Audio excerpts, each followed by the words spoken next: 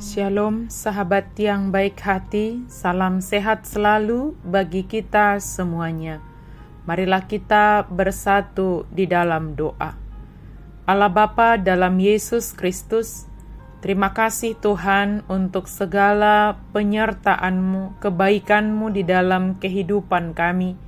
Engkau senantiasa menyertai setiap langkah kami. Dan saat ini kami hendak merenungkan firman Tuhan. Penuhi hati dan pikiran kami Tuhan dengan firman-Mu. Amin. Firman Tuhan bagi kita pada hari ini tertulis dalam Lukas 17 ayat 5. Lalu kata rasul-rasul itu kepada Tuhan, tambahkanlah iman kami. Dunginin na akka apostelima maddo Tuhani, tabay ma haporsyaon nami.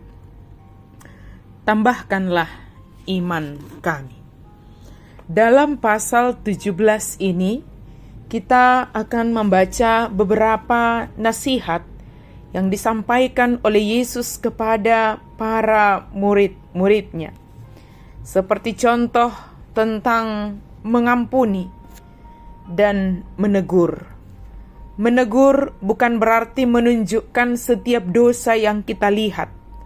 Menegur berarti membuat orang memperhatikan dosanya dengan tujuan memulihkan hubungannya dengan Allah dan dengan sesama manusia. Bila kita merasa harus menegur seseorang karena suatu dosa yang dilakukannya, periksalah sikap kita sebelum berbicara. Apakah kita mengasihi orang itu? Apakah kita bersedia mengampuni?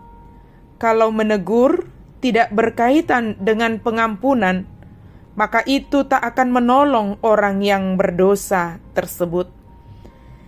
Kemudian dalam ayat 5 ini, para rasul itu meminta kepada Tuhan supaya Tuhan menambahkan iman kepada mereka.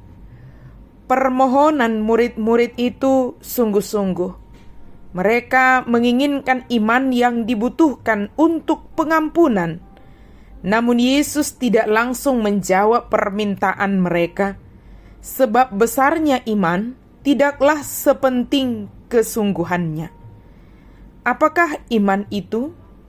Sekali lagi, dalam kitab Lukas ini dikatakan, permintaan murid-murid itu tidak langsung dijawab, sebab besarnya iman tidaklah sepenting kesungguhannya.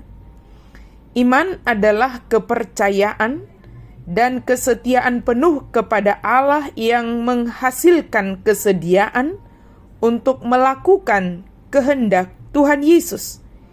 Iman tidak harus kita pamerkan kepada orang lain. Iman adalah ketaatan mutlak dan penuh kerendahan hati kepada kehendak Allah. Kesediaan untuk melakukan apapun yang Ia minta kita kerjakan.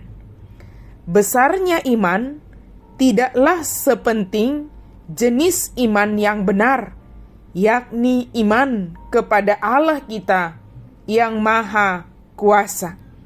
Justru Yesus mengatakan, kalau sekiranya kamu mempunyai iman sebesar biji sesawi saja, kamu dapat berkata kepada pohon ara ini, terbantulah engkau dan tertanamlah di dalam laut, dan ia akan taat kepadamu. Iman adalah kekuatan yang paling besar dalam dunia. Peribahasa dalam ayat 6 ini mau mengatakan, jawaban Yesus itu kepada para rasul itu bahwa apa yang kelihatannya tidak mungkin dapat menjadi mungkin apabila hal itu dijalankan dengan iman. Kalau kita mendekati sesuatu persoalan lalu kita berkata hal itu tidak bisa dilakukan, maka memang tidak akan terjadi apa-apa. Tetapi kalau kita mendekati persoalan itu dan mengatakan hal itu harus dibuat, maka kesempatan akan tersedia untuk melakukan hal itu. Kita harus selalu ingat bahwa kita tidak mendekati persoalan itu seorang diri, tetapi bersama-sama dengan kita ada Allah dengan segala kuasanya. Sahabat yang baik hati, kita mengatakan bahwa kita adalah orang yang beriman kepada Yesus, mempercayakan seluruh kehidupan kita kepada Yesus. Percaya tidak hanya di mulut saja, tetapi apa yang kita percayai benar-benar kita hidupi. Bagi kita umat yang percaya mengatakan bahwa tiada yang mustahil bagi Tuhan dan juga tiada yang mustahil bagi orang yang percaya. Maka sahabat yang dikasihi oleh Tuhan, jika para murid itu meminta supaya Tuhan menambahkan iman kepada mereka, pada saat ini kita dikatakan bahwa iman yang diminta oleh Tuhan itu bagi kita bukan seberapa besar atau seberapa kecil, tetapi soal kesungguhan kita dalam beriman kepada Tuhan Yesus, soal percaya, mempercayakan diri, taat sepenuhnya kepada Tuhan kita dalam melakukan apa yang Dia perintahkan. Itu beriman.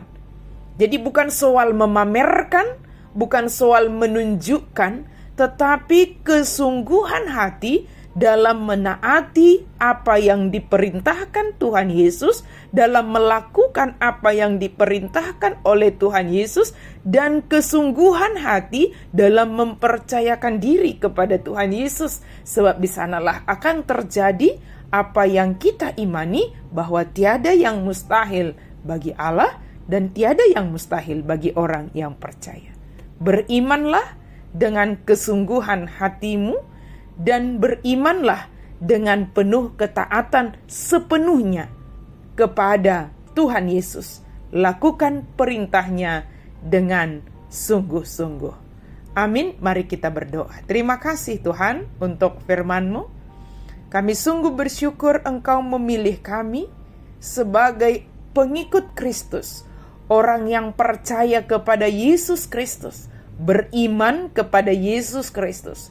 Kami mempercayakan hidup kami kepadamu ya Tuhan, dan kami mau taat sepenuhnya. Dengan kesungguhan hati kami mau taat, patuh kepada perintah-Mu.